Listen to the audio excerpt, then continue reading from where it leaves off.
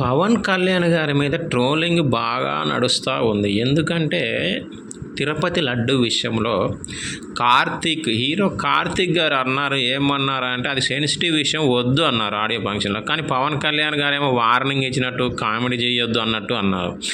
అసలు ఆయన ఏం తప్పు చేశాడని కార్తీని అంటున్నారు అని చెప్పేసి నెటిజన్లు కూడా పవన్ కళ్యాణ్ గారి మీద విరుచుకు పడతా ఉన్నారు. ఇక్కడ మ్యాటర్ ఏంటంటే లడ్డు విషయంలో ఉన్నది పవన్ కళ్యాణ్ గారి గవర్నమెంటు. అసలు ఈ డైలాగులు, ఈ ప్రెస్ మీట్లు ఇవన్నీ ఎందుకు? ఒక సిబిఐ ఎంక్వైరీ లేకుంటే స్పెషల్ ఇన్వెస్టిగేషన్ టీమ్ సిట్ అంటారు అదో వేసి అసలు అది ఏం జరిగింది ఏంటని తేలిస్తే అయిపోయింది కదా. ఇంకా ఈ అడుక్కోవడం ఏంది? పవన్ కళ్యాణ్ గారు అధికారంలో ఉన్నట్టు ఫీల్ అవుతున్నారా లేదంటే పవన్ కళ్యాణ్ గారిని అధికారంలో ఉండి కూడా ఏం పనులు చెయ్యనీయట్లేదా అనేది నడుస్తూ ఉంది. నాకైతే అర్థం కావట్లేదు ఫ్రెండ్స్. అంటే పవన్ కళ్యాణ్ గారికి అంత నాలెడ్జ్ లేదని కూడా కొంతమంది అంటారు. అసలు ఏం అర్థమైసి వస్తలేదు.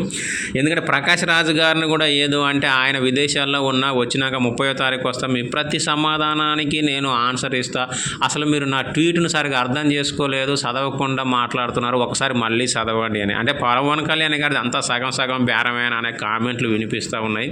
నిజంగా కార్తీ విషయంలో అయితే పవన్ కళ్యాణ్ గారు అపహాస్యం పాలు అయ్యారు. అందులో ఎలాంటి డౌట్ లేదు.